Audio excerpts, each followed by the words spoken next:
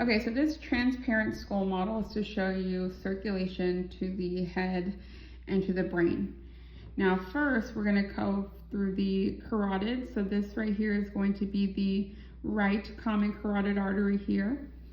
It is going to split into an external and internal branch. So the first one I'm going to show you is the external carotid, still on the right side, that's going to go out to the outside of the skull.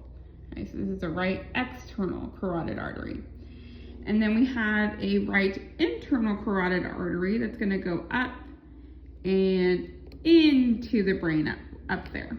Okay? And we'll have the same thing on the other side. The left common carotid, left external carotid coming out to the outside of the skull, and then the left internal carotid, which is going to go up and into the brain. So then when we come into the brain, this is the cerebral arterial circle. Now the cerebral arterial circle has two sources of blood, one coming from the carotid arteries and one coming from the vertebral arteries, which I'll show you next.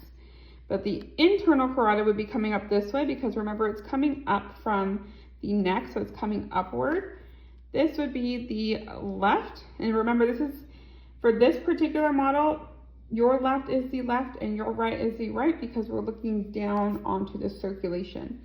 And so this would be the left internal carotid artery, and then it's going to split. It's going to split into the left middle cerebral artery, going to the mid part of the cerebrum, and then the left anterior cerebral artery coming to the anterior portion of the cerebrum or the brain. Same thing on the right side. This would be the right internal carotid artery coming here, then it splits into the right middle cerebral artery going out this way, and the right anterior cerebral artery coming up to the front side of the brain. Now we talked all about anastomoses and why it's important to have anastomoses in really vital organs like your brain and your heart, so that in case there's a blockage, there's a secondary route that blood can take to make sure that part of the heart around the blockage is still receiving oxygen. So the anastomosis at the top is going to be the anterior communicating artery. Now we only have one of these, so there's no need for a left and right, just the anterior communicating artery. And that completes the top part of the circle.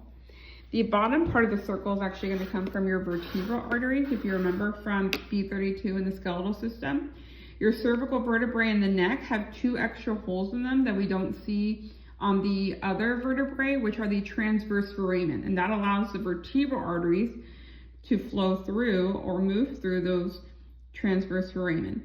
So this would be the left vertebral artery coming up the left side of the neck, and we do have the same thing on the other side.